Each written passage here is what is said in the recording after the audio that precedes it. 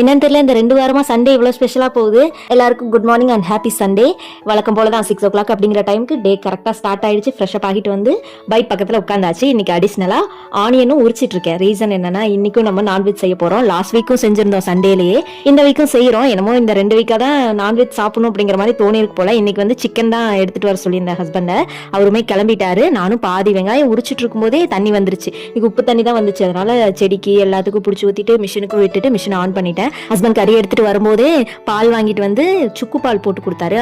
அதையும் குடிச்சு முடிச்சுட்டு ஆளுக்கு ஒரு வேலை பார்க்க ஸ்டார்ட் பண்ணியாச்சு. நான் இந்த பக்கம் சமையலுக்கு தேவையான காய்கறி எல்லாம் கட் பண்ணி கறி தாளிச்சு விட்டுட்டு இருந்தேன். ஹஸ்பண்ட் வந்து இன்னைக்கு சிந்தாமணி சிக்கன் செய்யலாம்னு சொல்லியிருந்தாரு. அதுக்கு தேவையான கறி எல்லாம் கட் பண்ணி போட்டுட்டு இருந்தாரு.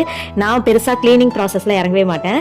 கறி எடுத்துட்டு வரோம் அப்படின்னாலே அவர் தான் ஃபுல்லா கிளீன் பண்ணி மஞ்சள்லாம் போட்டு நல்லா ஜம்முன்னு கொடுத்துருவாரு. நமக்கு அதை நல்லா செஞ்சு கொடுக்கறது மட்டும்தான் வேலை. அப்படிதான் இன்னைக்கு நானும் சூப்பரா சமைச்சு முடிச்சுட்டு வீட்டையெல்லாம் கிளீன் பண்ணிட்டு ஒரு குளியல போட்டாதான் நமக்கு நல்லா இருக்கும் அப்படின்னு தோணுச்சு. அதனால ஜம்முன்னு ஒரு குளியலையும் போட்டுட்டு வந்துட்டேன். கிச்சன்லாம் சூப்பரா கிளீன் பண்ணியாச்சு. கையோட இப்படி வேலையை முடிச்சிடுறது நல்லா தான் இருக்கு. இன்னைக்கு சாப்பிட்றதுக்கு எல்லாமே அவர் தான் எடுத்துட்டு வந்து வச்சு சாப்பாடு பரிமாறினாரு. நல்லா சுட சுட சாப்பாட்டு கூட சிந்தாமணி சிக்கன், அப்புறம் சிக்கன்ல கொஞ்சமா கிரேவி வச்சிருந்தோம். கிரேவியும் இன்னைக்கு செம்ம டேஸ்டா வந்திருந்தது. ஹஸ்பண்டுக்கு வந்து சிந்தாமணி சிக்கன் தான் ரொம்ப பிடிச்சிருந்துச்சாமா.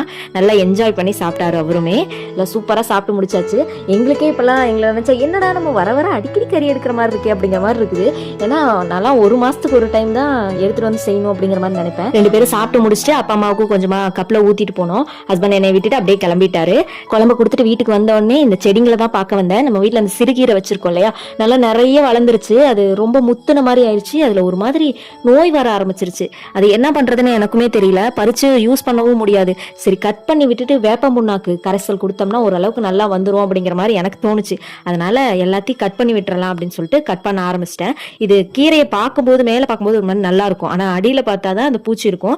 நானே சந்தையில ஒரு சில டைம்ல பார்க்காம இப்படி வாங்கிட்டு வந்து ஏமாந்துருக்கேன். எங்க அம்மா திட்டுவாங்க, எப்போ எடுத்தாலும் நல்லா இப்படி திருப்பி திருப்பி பார்த்து எடுக்கணும் அப்படின்னு சொல்லிட்டு.